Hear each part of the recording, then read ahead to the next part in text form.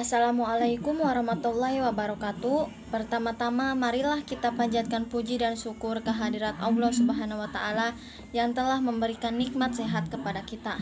Tak lupa sholawat serta salam semoga tetap tercurah limpahkan kepada junjungan kita Nabi Muhammad SAW. Perkenalkan, nama saya Tania dari kelas B Manajemen Reguler akan memaparkan tentang sumber hukum Islam.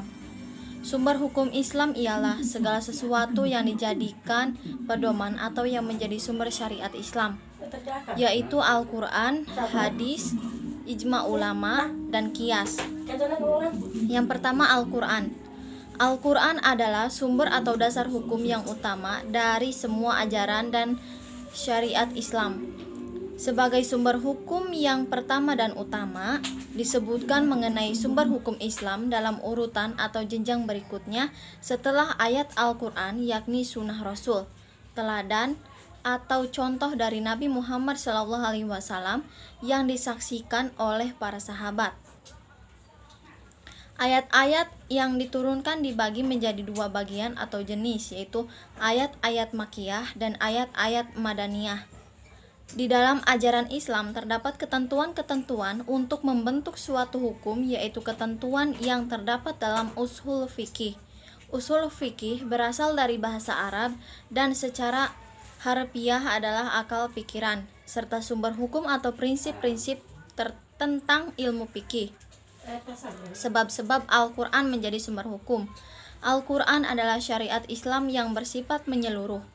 Ia merupakan sumber dan rujukan yang pertama bagi syariat, karena di dalamnya terdapat kaidah-kaidah yang bersifat global, beserta nilainya. Seseorang yang meneliti hukum-hukum dalam Al-Quran niscaya akan menemukan penjelasannya, yaitu penjelasan Al-Quran yang bersifat sempurna. Dalam hal ini, sunnah berfungsi untuk menetapkan makna yang dikandungnya. Nas Al-Quran bersifat mujmal atau global, sedangkan sunnah berfungsi untuk menjelaskannya, seperti perintah membayar zakat. Nas Al-Qurannya adalah bersifat mujmal, kemudian disebarkan secukupnya oleh sunnah. Nas Al-Quran hanya menjelaskan pokok-pokok hukum, baik dengan isyarat maupun dengan ungkapan langsung. Kemudian sunnah yang merinci hukum tersebut dengan sempurna. Ayat-ayat Al-Quran dari segi kejelasannya artinya ada dua macam. Keduanya dijelaskan Allah dalam Quran surat Ali Imran ayat 7, yang artinya, Dialah yang menurunkan Alkitab atau Al-Quran kepada kamu. Di antara isinya ada ayat-ayat yang muhkamat. Itulah pokok-pokok isi Al-Quran dan yang lain, ayat-ayat mutasyabihat. Adapun orang-orang yang dalam hatinya condong kepada kesesatan, maka mereka mengikuti sebahagian ayat-ayat yang mutasyabihat daripadanya untuk menimbulkan fitnah, untuk mencari-cari takwilnya. Padahal tidak ada yang mengetahui takwilnya melainkan Allah. Dan orang-orang yang mendalami ilmunya berkata, kami beriman kepada ayat-ayat yang mutasyabihat. Semuanya itu dari sisi Tuhan kami, dan tidak dapat mengambil pelajaran daripadanya melainkan orang-orang yang berakal. Quran surat Ali Imran ayat 7. Yang kedua, hadis. Hadis adalah ucapan Rasulullah SAW tentang suatu yang berkaitan dengan kehidupan manusia atau tentang suatu hal, atau disebut pula sunnah qauliyah. Hadis merupakan bagian dari sunnah Rasulullah. Pengertian sunnah sangat luas, sebab sunnah mencakup dan meliputi semua ucapan Rasulullah SAW yang mencakup sunnah qauliyah. Semua perbuatan Rasulullah SAW disebut sunnah fi'liyah. Semua persetujuan Rasulullah SAW yang disebut sunnah takririyah. Pada prinsipnya, fungsi sunnah terhadap Al-Quran sebagai penganut hukum yang ada dalam Al-Quran, dan sebagai penjelas atau penafsir, serta pemerinci hal-hal yang masih global. Sunnah dapat juga membentuk hukum sendiri tentang suatu hal yang tidak disebutkan dalam Al-Quran. Dalam sunnah terdapat unsur-unsur sanad atau keseimbangan antar perawi. Matan, isi materi, dan rawi, periwayat. Dilihat dari segi jumlah perawinya, sunnah dapat dibagi ke dalam 3 kelompok, yaitu sunnah mutawatir, sunnah yang diriwayatkan banyak perawi, sunnah masyhur, sunnah yang diriwayatkan 2 orang atau lebih yang tidak mencapai tingkatan mutawatir. Sunnah ahad, sunnah yang diriwayatkan 1 perawi saja. Pembagian hadis dapat pula dilakukan melalui pembagian berdasarkan rawinya dan berdasarkan sifat perawinya. Yang pertama matan, teks atau bunyi yang lengkap dari hadis itu dalam susunan kalimat tertentu. Yang kedua sanad, bagian yang menjadi dasar untuk menentukan dapat dipercaya atau tidaknya suatu hadis. Jadi tentang nama dan keadaan orang-orang yang saling menerima dan menyampaikan hadis tersebut. Dimulai dari orang yang memberikannya sampai kepada sumbernya Nabi Muhammad SAW yang disebut rawi. Ditinjau dari sudut periwayatnya atau rawi, maka hadis dapat digolongkan ke dalam 4 tingkatan.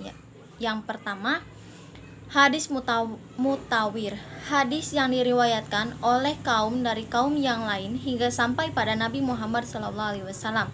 Yang kedua, hadis masyhur, hadis yang diriwayatkan oleh sejumlah orang, kemudian tersebar luas dari Nabi hanya diberikan kepada seorang saja atau lebih.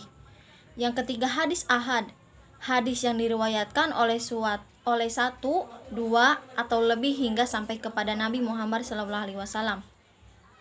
Yang keempat, hadis mursal, hadis yang rangkaian riwayatnya terputus di tengah-tengah sehingga tidak sampai kepada Nabi Muhammad SAW. Al-ijma. Menurut hukum Islam, pada prinsipnya ijma adalah kesepakatan beberapa ahli istilah atau sejumlah mujtahid umat Islam setelah masa Rasulullah SAW tentang hukum atau ketentuan beberapa masa yang berkaitan dengan syariat atau suatu hal.